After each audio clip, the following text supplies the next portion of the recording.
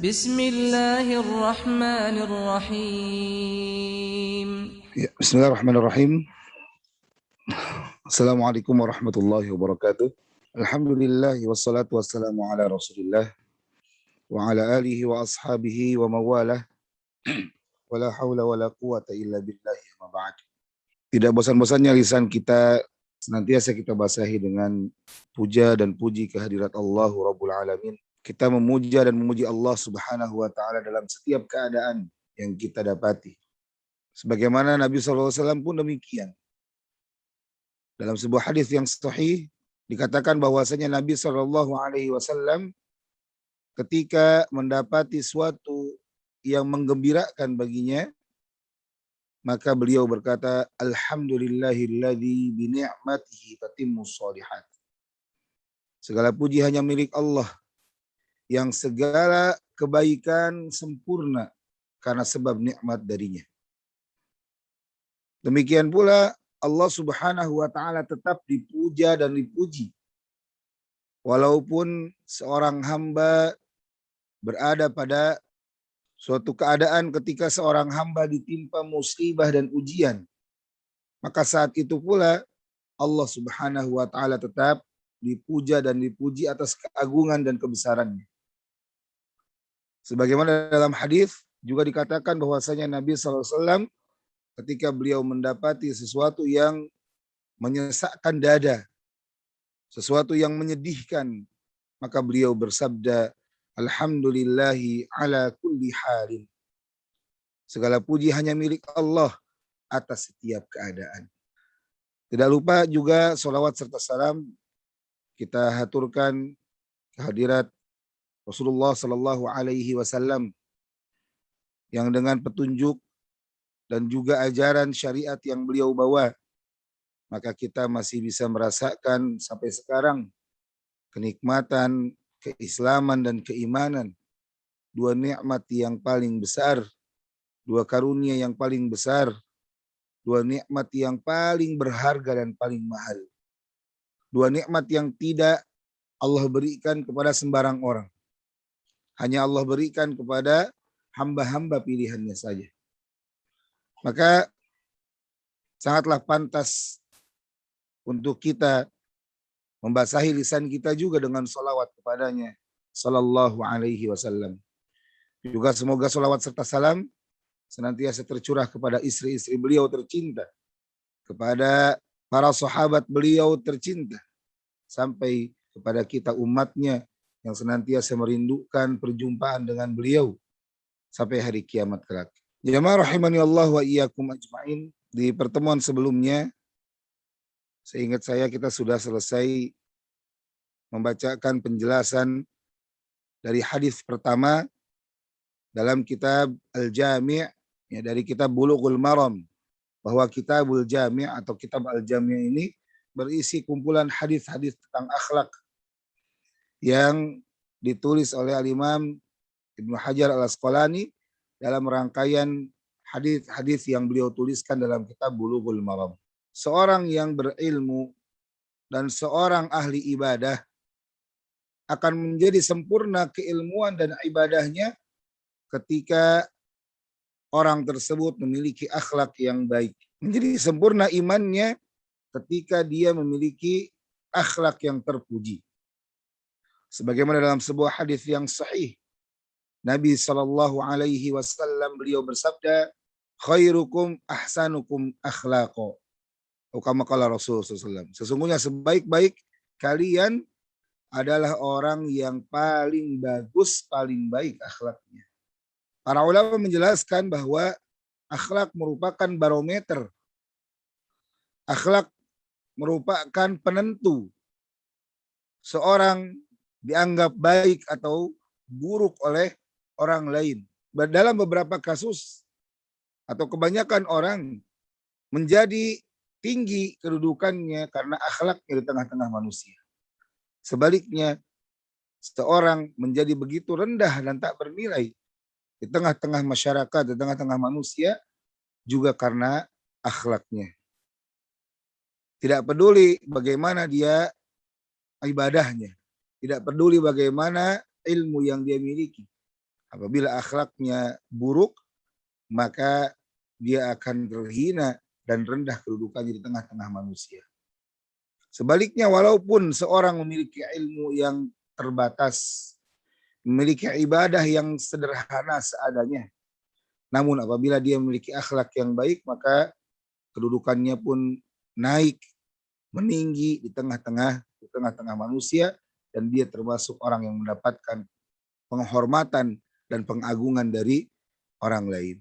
Dan kita di pertemuan sebelumnya sudah membacakan hadis pertama dari kitab Al-Jami' ini, yaitu hadis yang menyebutkan 6 hak sesama muslim yang harus ditunaikan oleh saudara muslimnya.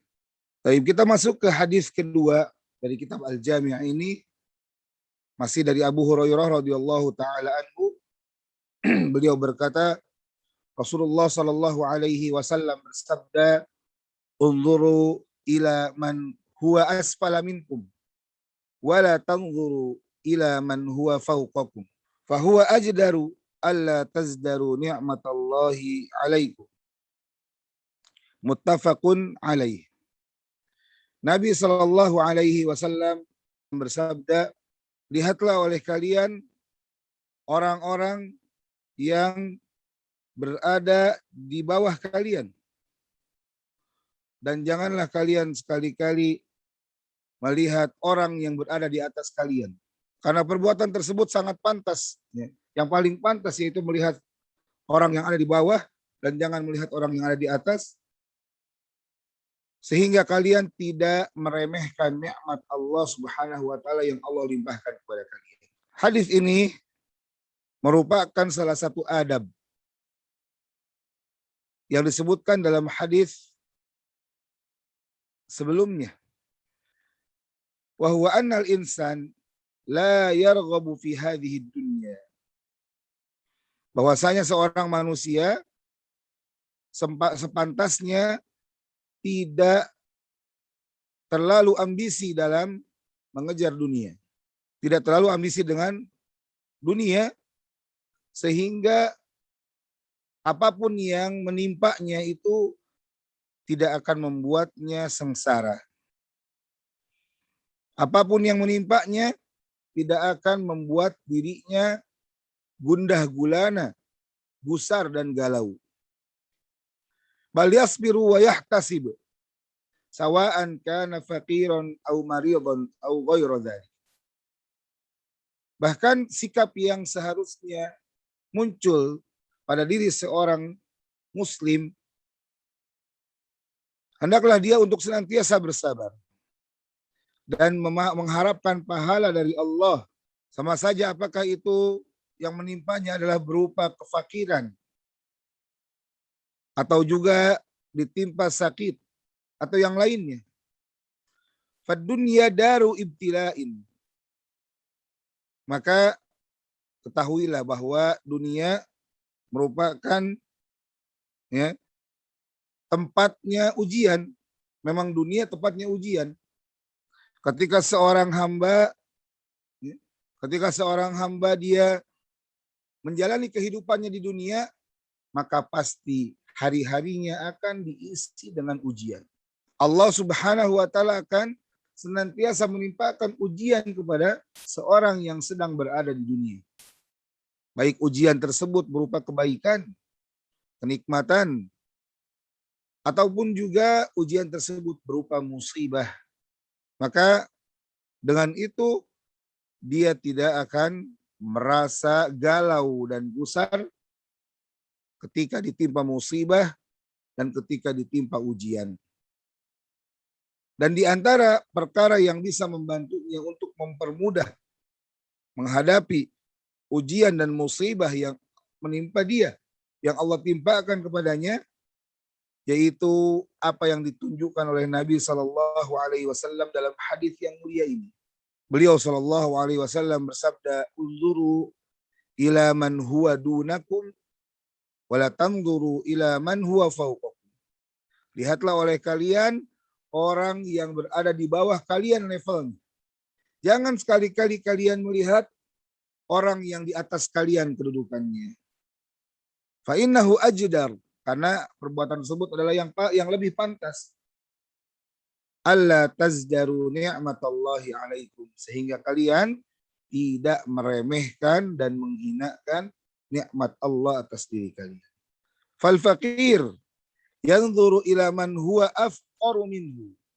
Maka seorang yang ditimpakan ujian kefakiran, kemiskinan, terbatasnya harta, maka hendaklah dia untuk senantiasa memperhatikan orang yang lebih fakir darinya. Orang yang lebih miskin darinya. Dan jangan sekali-kali dia memperhatikan keadaan orang-orang kaya. Orang-orang yang lebih kaya darinya. Walau sya'allah laja'alaka mithla hadzal faqir alladhi laisa indahu syai'. Karena ketika kita melihat orang yang lebih fakir dari kita, maka akan muncul dan timbul perasaan serta keyakinan bahwasanya bisa jadi kalau Allah berkehendak, Allah menginginkan, maka Allah Subhanahu wa taala bisa menjadikan orang tersebut lebih fakir dari orang fakir yang dia perhatikan.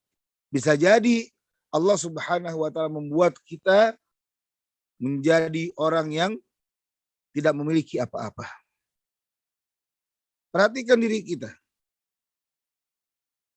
Sefakir apapun kita, maka masih insya Allah masih memiliki sesuatu.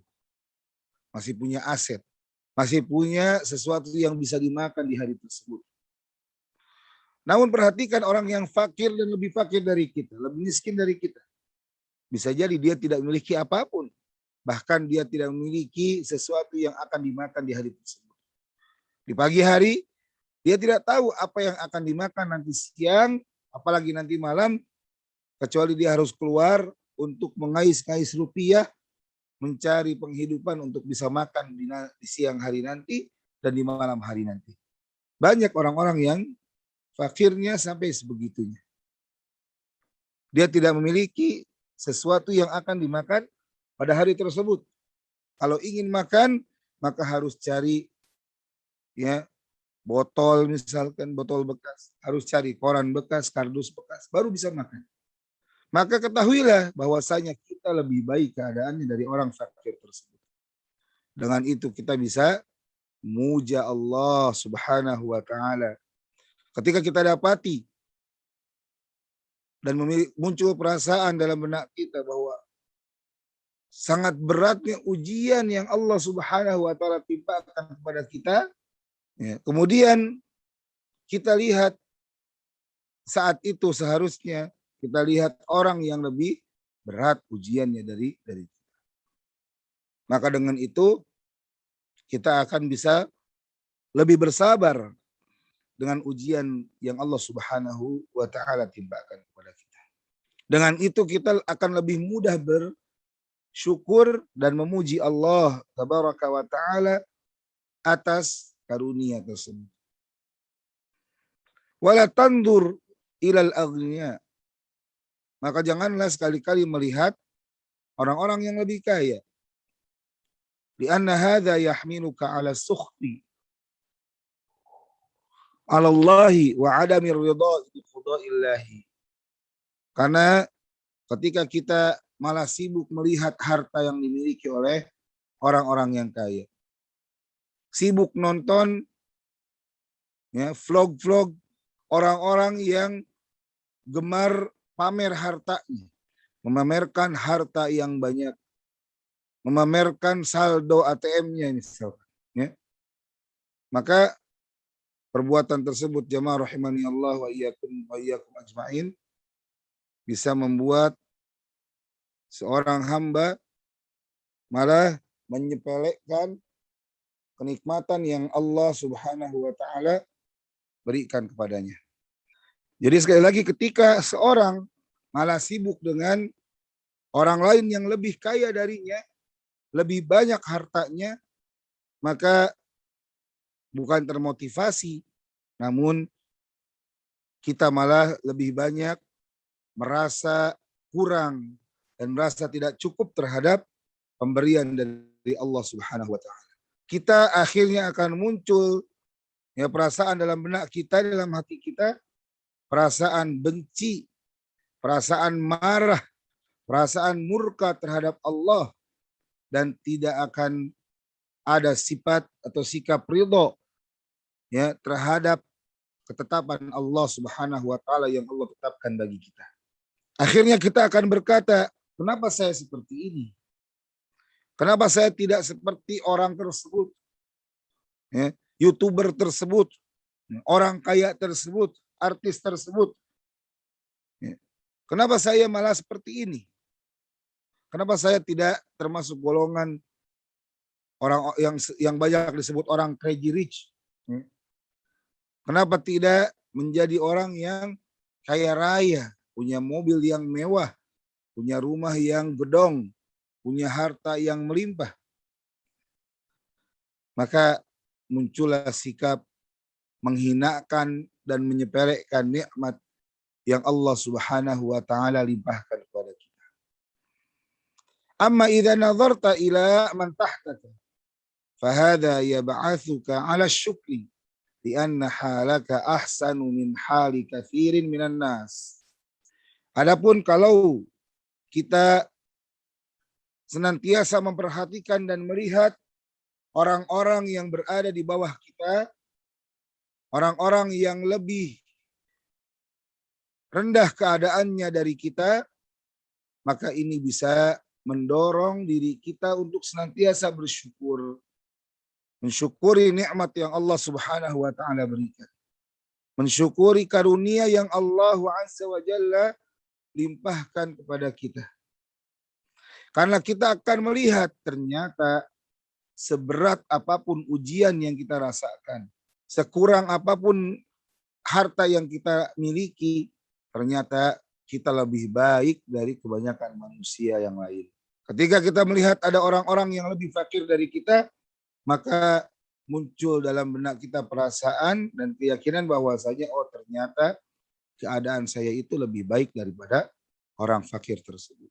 Demikian pula orang yang sehat, hendaklah dia senantiasa memperhatikan orang-orang yang sakit. Wa yahmadullaha 'ala shihhati.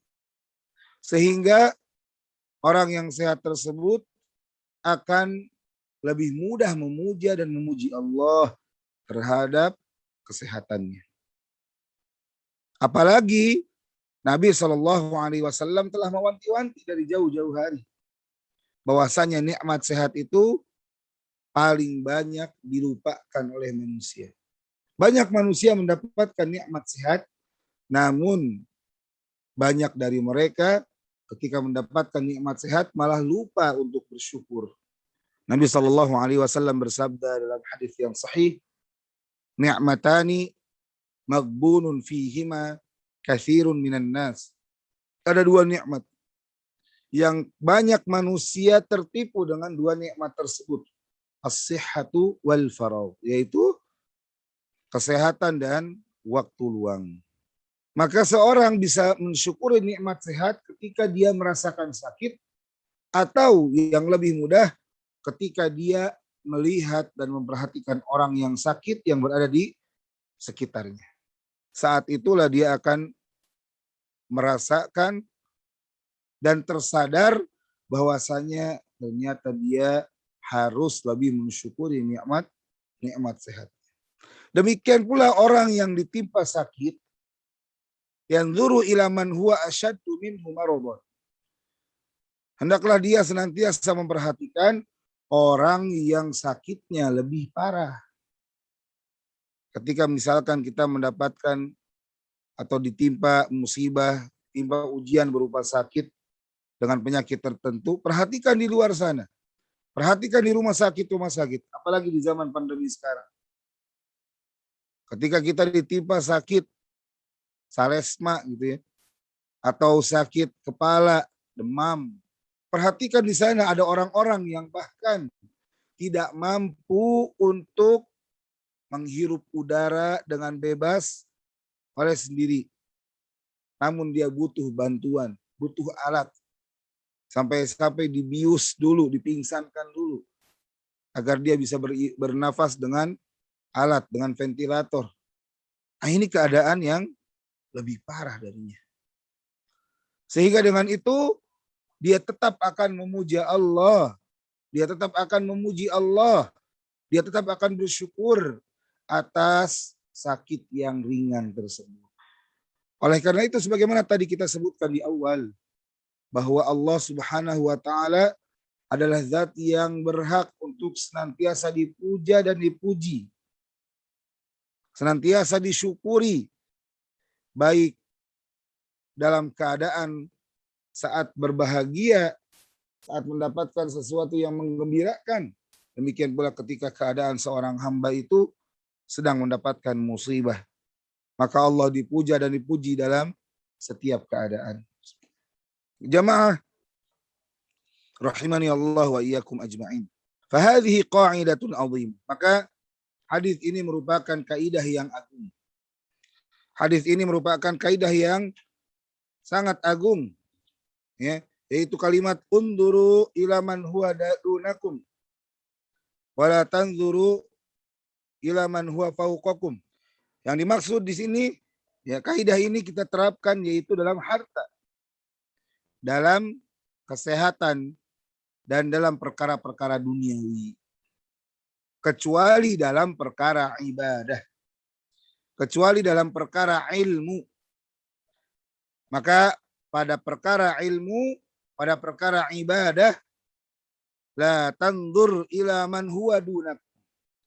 Dalam perkara ilmu, dalam perkara ibadah, malah jangan melihat orang yang berada di bawah kita. Wala tanzur ilal kusala wal mudayyi'in. Jangan kita melihat orang-orang yang malas, orang-orang yang menyepelekan ibadah, orang-orang yang menyepelekan ilmu. Jangan lihat orang-orang yang seperti ini. Namun unzur ilal abrari wal atqiya wa ilal atqiya. Namun yang kita lihat adalah orang-orang yang solih dan orang-orang yang bertakwa. Likai tusyarikahum au tatashabbaha bihim, agar kita bisa bersama-sama menjadi orang yang berbakti, orang yang soleh, dan orang yang bertakwa. Atau minimal kita bisa menyerupai mereka. Fafi umuriddin la tanzur ila man huwa dunak. Maka dalam urusan agama, urusan amal, ibadah, jangan lihat orang yang lebih rendah dari kita. Ketika kita misalkan merasa loyo, lemah semangat ketika belajar, lemah semangat ketika ibadah, maka jangan lihat orang-orang yang lebih lemah lagi semangatnya, lebih loyo lagi semangatnya, lebih malas lagi ibadahnya. Namun lihatlah orang-orang yang semangat ibadahnya, semangat menuntut ilmunya, semangat belajarnya. Lihat orang-orang yang seperti ini, jemaah. Sehingga kita akan termotivasi kembali untuk berusaha agar kita bisa seperti mereka, atau kita bisa bersama mereka melakukan ketaatan dan ibadah. Maka dalam masalah agama jangan lihat orang yang ada di bawah, namun lihatlah orang yang ada lebih atas atau lebih baik dari kita. Limadza la takunu mithlah? Limadza la taqtadi bis salihin? Maka akan muncul pertanyaan, kenapa saya? Atau pertanyaan kepada diri kita sendiri, kenapa engkau wahai diri? Kenapa engkau wahai jiwa tidak bisa seperti orang tersebut, orang soleh tersebut? Kenapa engkau wahai jiwa tidak mengikuti orang-orang soleh tersebut? Kenapa engkau wahai jiwa tidak mengikuti para ulama? Kenapa engkau wahai jiwa tidak semangat ketika menuntut ilmu agama? Apabila Anda merupakan seorang penuntut ilmu agama, fala taqna bima hasalta alaihi minal ulum, maka janganlah engkau merasa puas dengan apa yang engkau telah dapatkan, dengan ilmu yang telah engkau peroleh. Namun carilah ilmu, carilah tambahan ilmu selama engkau masih hidup, dan ini merupakan lawan dari perkara-perkara dunia. Jadi kalau perkara dunia, ketika kita melihat orang yang di bawah, maka kita akan muncul rasa qanaah. muncul sikap qanaah, merasa cukup dengan pemberian Allah Subhanahu wa taala. Namun ketika dalam urusan agama, dalam urusan ilmu, maka hendaklah kita untuk memperhatikan yang lebih atas dari kita, sehingga kita tidak akan merasa puas dengan ilmu yang dimiliki, namun kita akan lebih termotivasi untuk mengejar lebih banyak lagi tambahan ilmu, tambahan pengetahuan, lebih bersemangat lagi, termotivasi lagi untuk memperbanyak amal ibadah dan ketaatan kepada Allah Subhanahu wa taala. Dengan hadis ini kita akan termotivasi agar bisa lebih bersabar dan memohon pahala, balasan pahala dari Allah Subhanahu wa taala karena sebab ujian dan musibah yang menimpa kita. Kemudian jamaah rahimani Allah wa iyyakum ajmain, kita masuk hadis yang ketiga, yaitu tentang penjelasan apa itu kebajikan dan apa itu dosa. Hadis yang ketiga ini diambil dari sahabat yang mulia Nawas bin Sam'an radhiyallahu taala anhu. Beliau berkata, aku bertanya kepada Rasulullah sallallahu alaihi wasallam tentang apa itu kebajikan dan apa itu dosa. Maka beliau sallallahu alaihi wasallam bersabda, al-birru husnul khuluqi wal ithmu ma haka fi sadrika wa karihta an yattali'a alaihin nas. Kata beliau sallallahu alaihi wasallam, al-birru husnul khuluq. Kebajikan adalah akhlak yang baik. Wal ithmu, adapun dosa, mahaka fi nafsik, yaitu perkara yang mempengaruhi jiwamu, perkara yang mempengaruhi hatimu.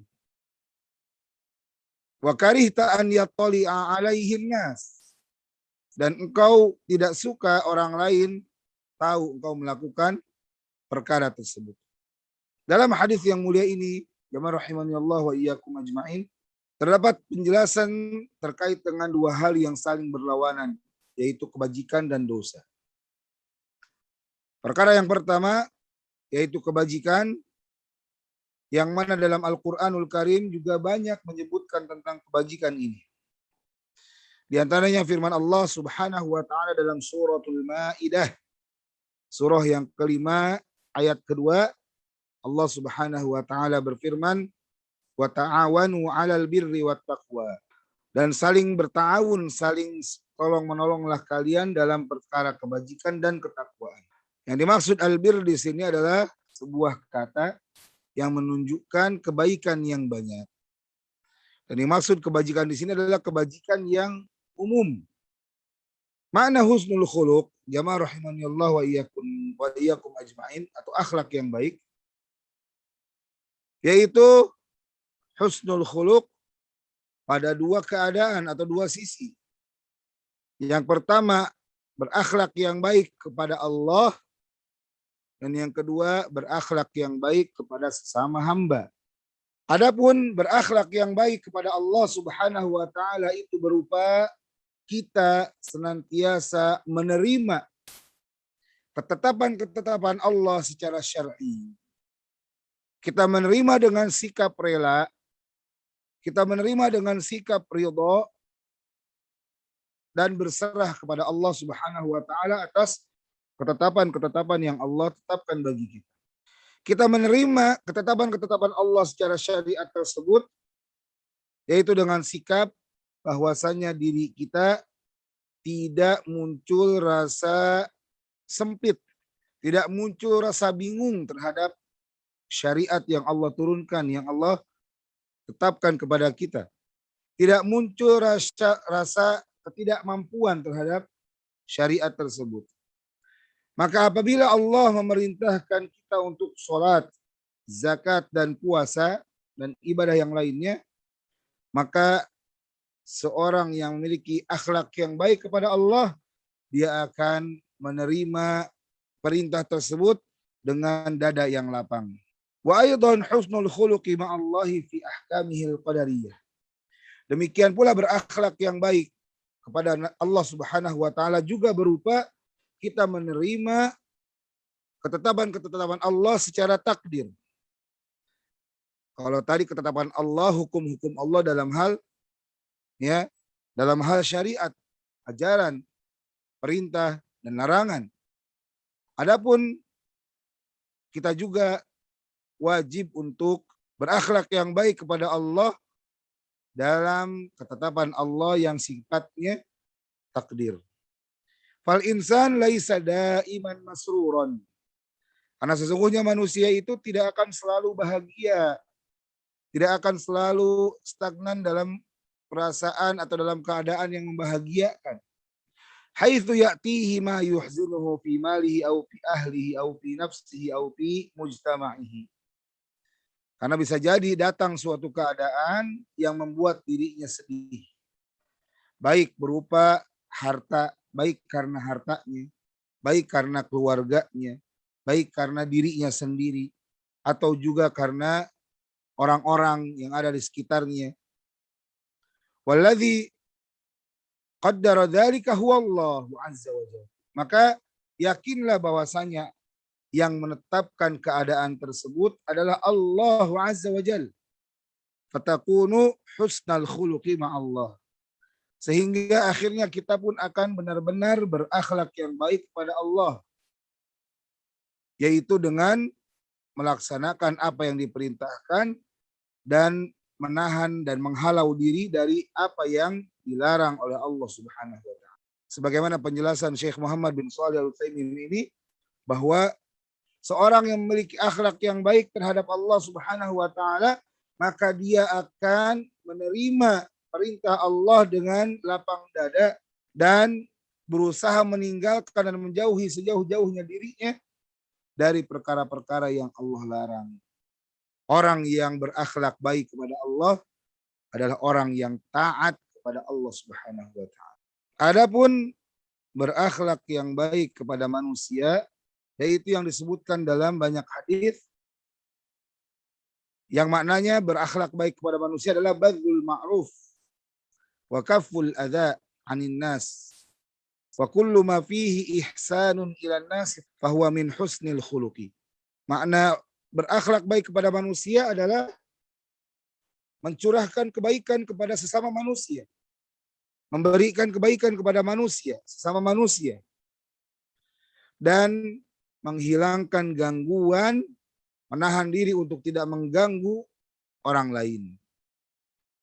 Serta setiap hal yang merupakan kebaikan kepada orang lain, maka itu merupakan husnul khuluq atau akhlak yang baik.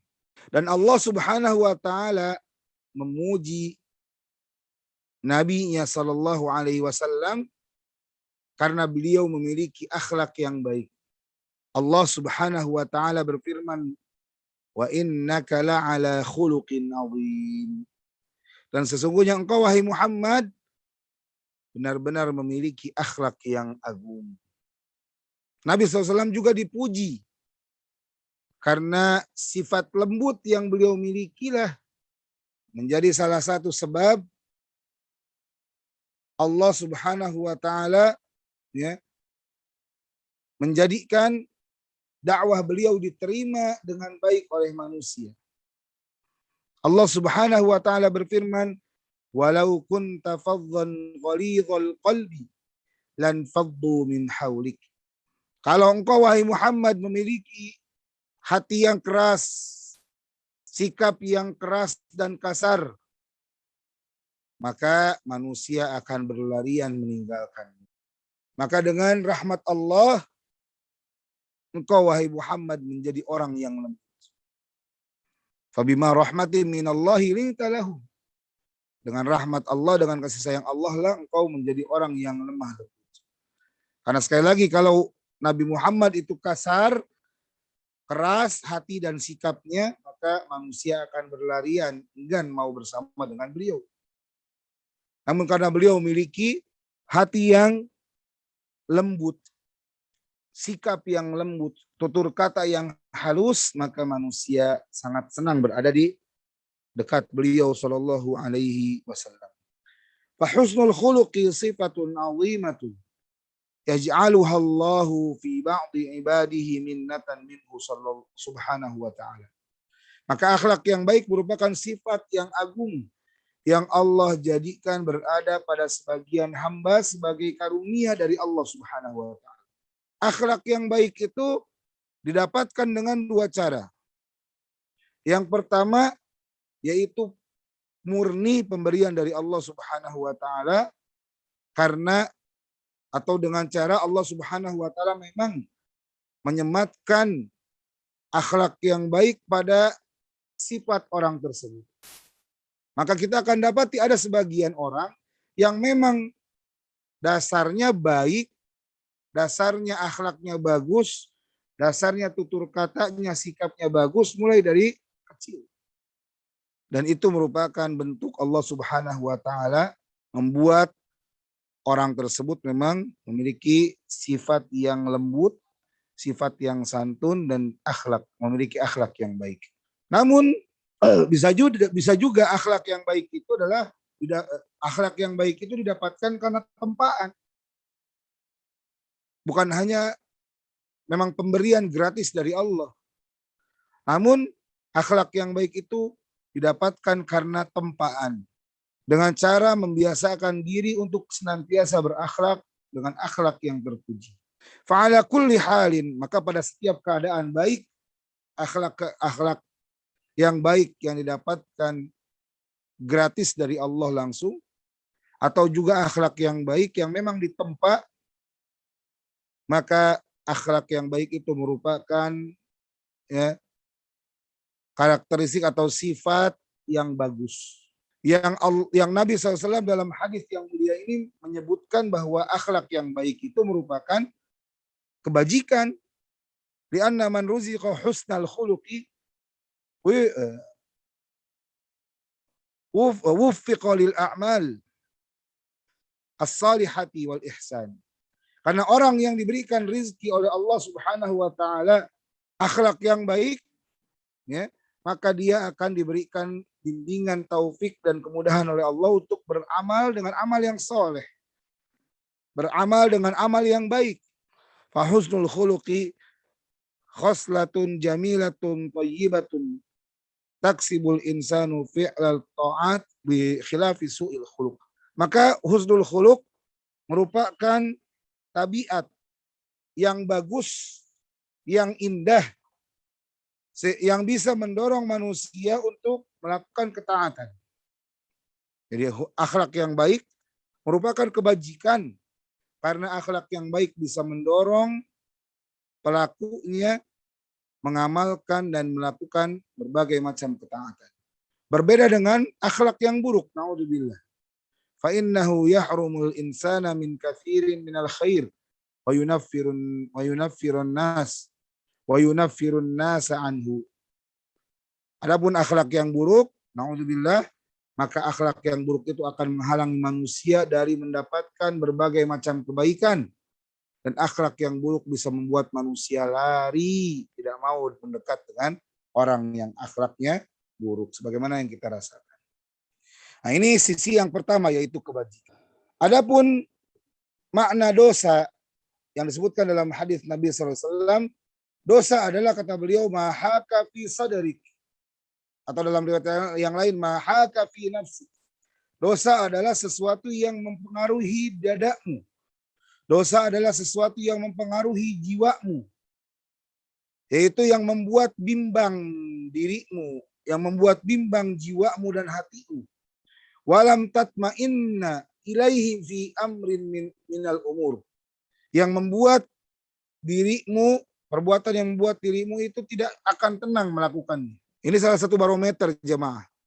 Barometer kita untuk menimbang apakah ini perbuatan yang baik atau buruk. Kalau perbuatan yang baik maka hati kita akan tenang melakukannya. Sebaliknya perbuatan yang buruk akan membuat hati kita itu bimbang, galau, gusar. Ini barometer atau kaidah pertama. Kaidah yang kedua, wa karita an yattali alaihin nas. Dan perbuatan dosa pula adalah sesuatu yang tidak mau diperhatikan atau dilihat oleh orang lain. Ketika kita melakukan sebuah perkara, sebuah perbuatan, dan kita nggak mau orang lain lihat, maka perbuatan tersebut ketahuilah adalah merupakan dosa. Hadza huwa dhabitul itsm. Nah, ini merupakan standarnya dosa. Ya. Standarnya dosa. Fa idza ra'aita fi nafsika taraddudan fi syai'in lam taqbalhu nafsuka wa lam tartah ilaihi nafsuka fatrukhu. Maka apabila kita mendapati pada diri kita kegalauan dan kebimbangan dalam suatu perkara yang mana hati kita dan jiwa kita tidak mau menerimanya, hati kita dan jiwa kita tidak merasa bahagia dan senang dengan perbuatan tersebut, maka tinggalkan. Karena ini merupakan atau menunjukkan bahwa perbuatan tersebut merupakan dosa. Falithmu istadallu alaihi bi amrain. Karena manusia akan melihat sebuah dosa itu dilihat dari dua sisi. Atau para ulama mengatakan bahwa dosa itu dilihat dari dua perkara. Perkara yang pertama, dosa itu bisa dilihat dengan jelas dari dalil-dalil syar'i yang menunjukkan bahwasanya perbuatan tersebut adalah haram, terlarang, maka itu adalah dosa.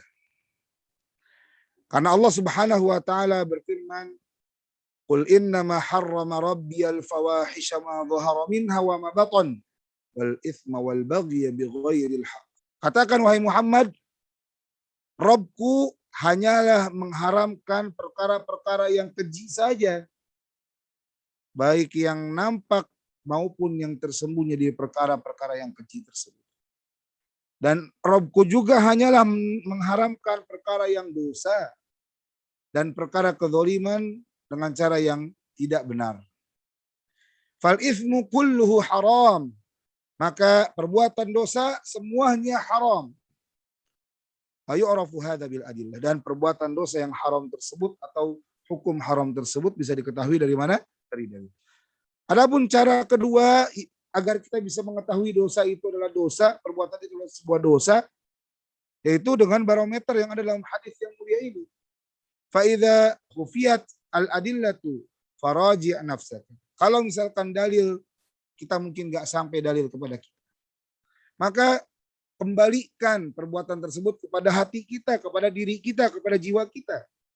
Idza lam tajid dalilan ala anna hadza syai'a haramun wa annahu mamnu'un faraji' nafsaka.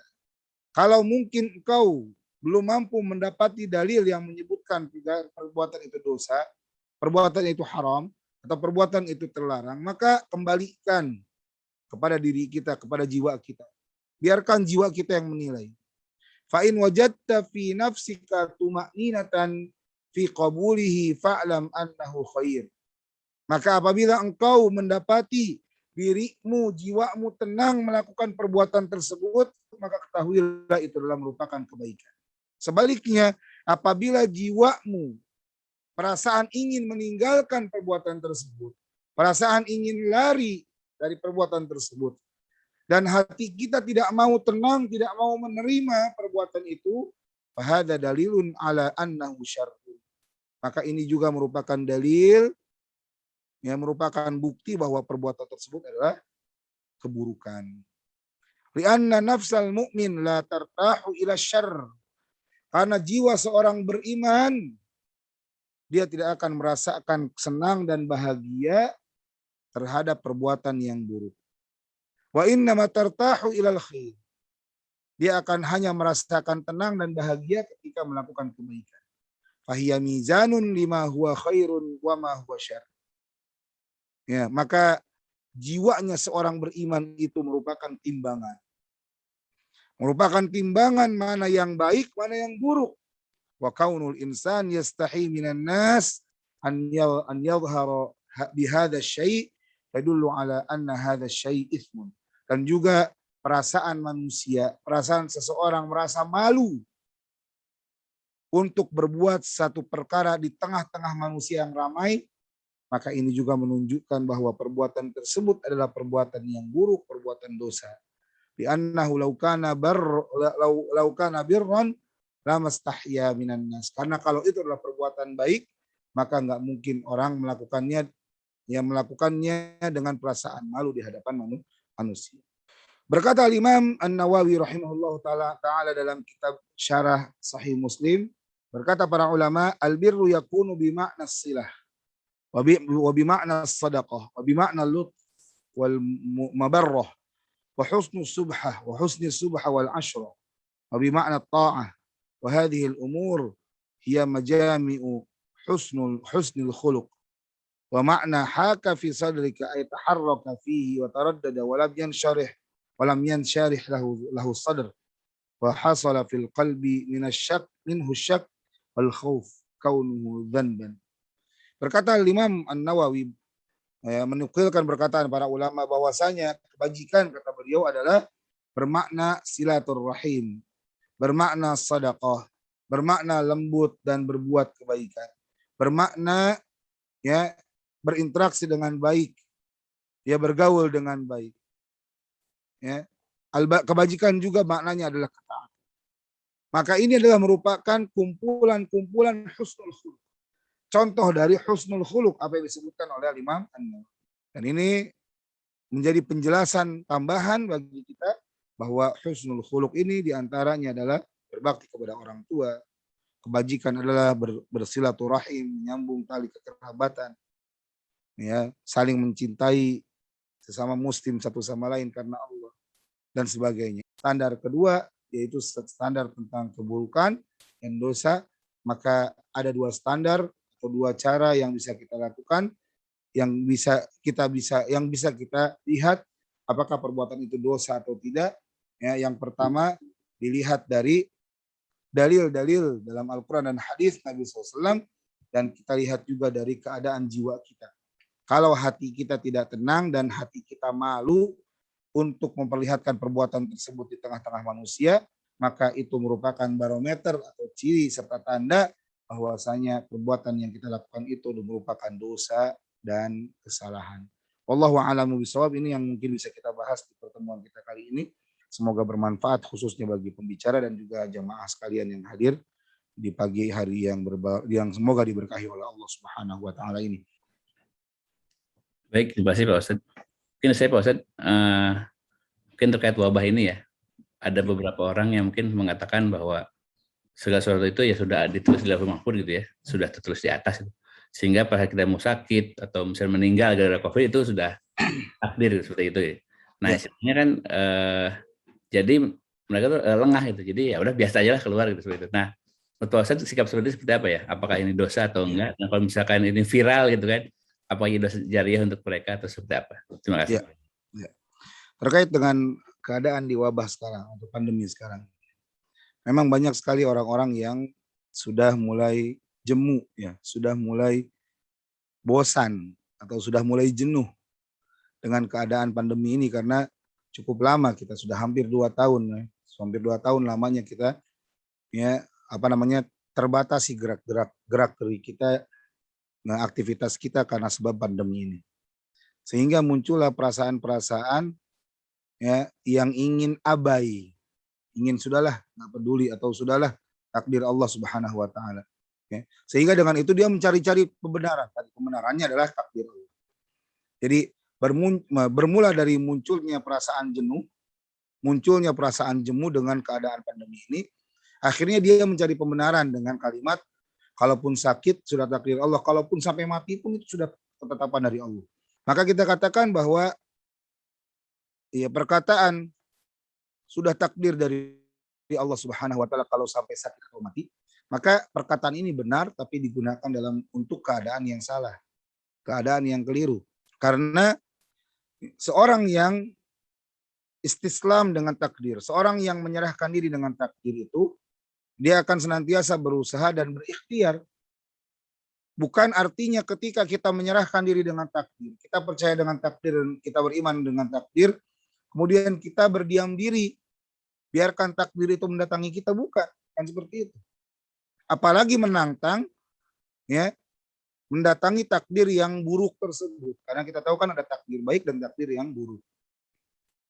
Kita berkata ini takdir baik dan buruk itu ketika takdir tersebut datang atau menimpa kita.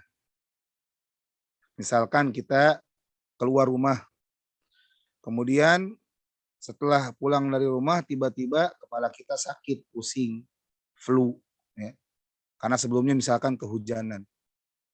Nah, saat sakit tersebut, ditimpa sakit, kita katakan ini takdir dari Allah.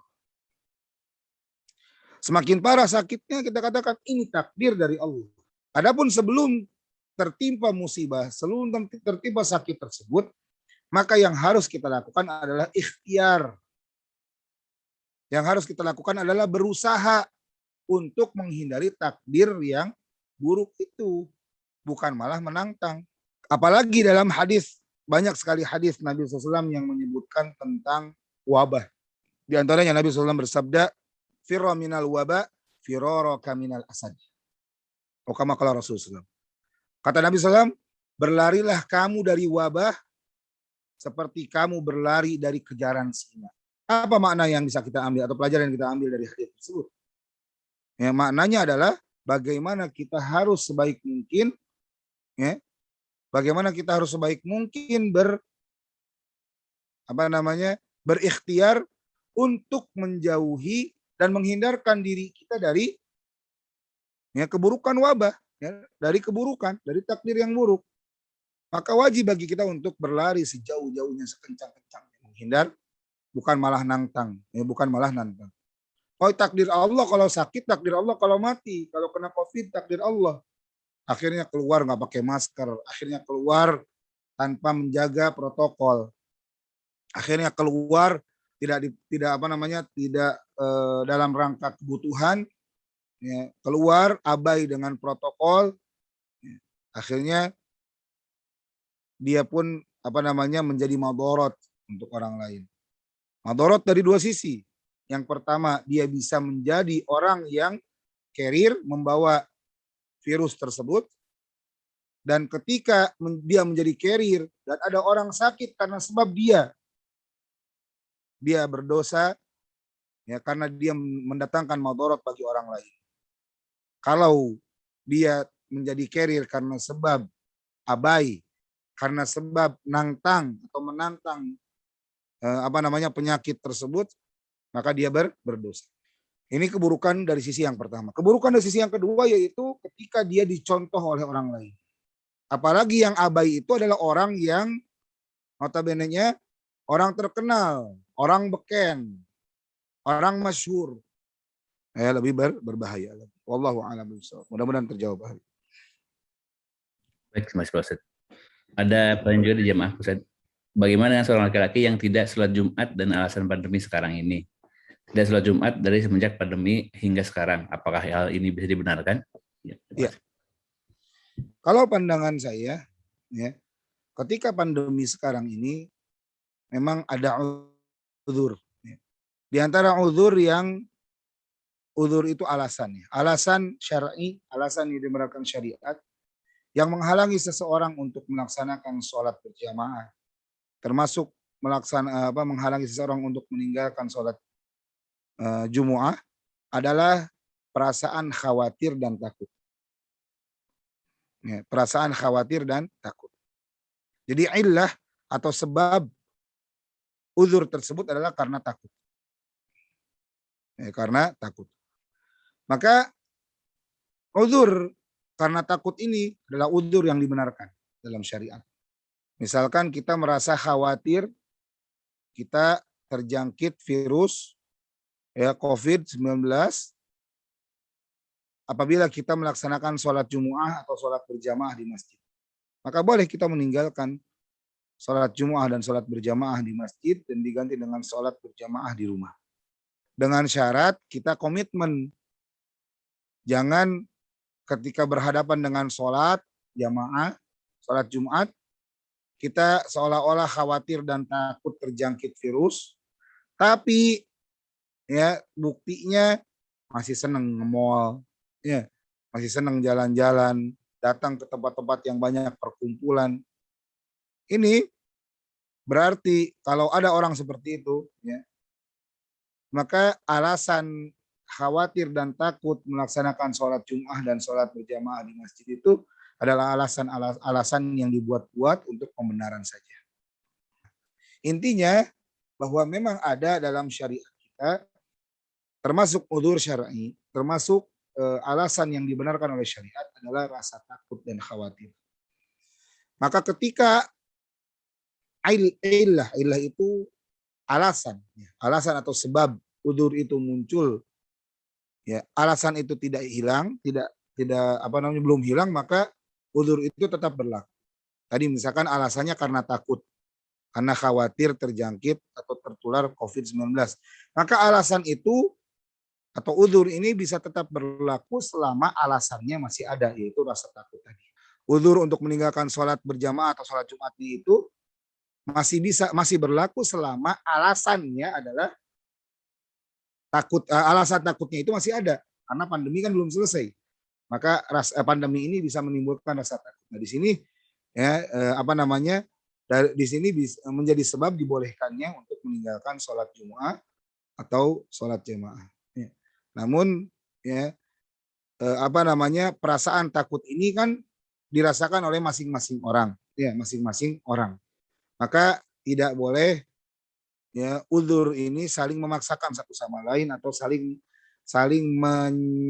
mencela atau menyalahkan satu sama lain. Misalkan orang yang tidak sholat Jumat sampai sekarang, ya silahkan, karena di situ ada sebab rasa takut yang masih meliputi kita. Namun jangan salahkan orang-orang yang sekarang sudah mulai ke masjid. Jangan salahkan orang-orang yang sudah mulai melaksanakan sholat Jumu'ah. Karena bisa jadi orang-orang yang melaksanakan sholat Jumu'ah dan sudah berangkat sholat berjamaah di masjid, mereka benar-benar kuat tawakalnya dan mereka benar-benar berusaha menerapkan protokol sebaik-baiknya. Ya.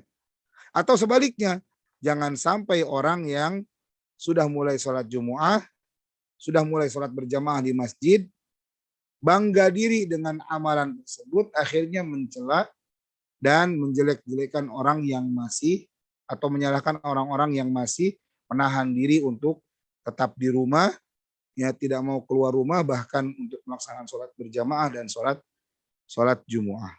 Wallahu a'lamu bishawab. Alhamdulillah kita sampai di penghujung acara kajian kita yang semoga diberkahi oleh Allah Subhanahu wa taala ini. Semoga apa yang kita bahas dan kita diskusikan di pagi yang berbahagia ini bisa bermanfaat khususnya bagi pembicara dan umumnya bagi jamaah sekalian. Semoga Allah Subhanahu wa taala senantiasa melindungi kita dari wabah ini, melindungi orang-orang terkasih dan tercinta kita dari keburukan wabah ini, dan semoga Allah Subhanahu wa taala segera mengangkat wabah ini dari muka bumi sehingga kita bisa segera beraktivitas normal seperti biasa. Ya, karena sesungguhnya kita benar-benar sudah merasa sesak ya berbicara di balik masker, sudah merasa rindu untuk bisa berpelukan dengan orang-orang tercinta kita, ya saudara-saudara, sahabat-sahabat kita di luar sana, sudah ingin bercengkrama, ngobrol bebas tanpa harus ya bermaskeran lagi seperti sebelumnya. Maka semoga Allah Subhanahu wa taala segera mengangkat wabah ini, karena hanya Allah Subhanahu wa taala sajalah yang mampu mengangkat wabah ini. Semoga Allah Subhanahu wa taala memberikan taufik kepada kita agar kita menjadi hamba-hamba yang senantiasa beristighfar, memohon ampunan kepada Allah Subhanahu wa taala, karena istighfar salah satu sebab Allah mengangkat wabah dari muka bumi. Hadanallahu wa iyyakum ajmain. Naktafi bihadzal qadar bidu'ai kafaratil majlis. Subhanakallahumma bihamdika asyhadu an la ilaha illa anta astaghfiruka wa atubu ilaik. Wa akhiru da'wana anil hamdulillahi rabbil alamin. Assalamualaikum warahmatullahi wabarakatuh.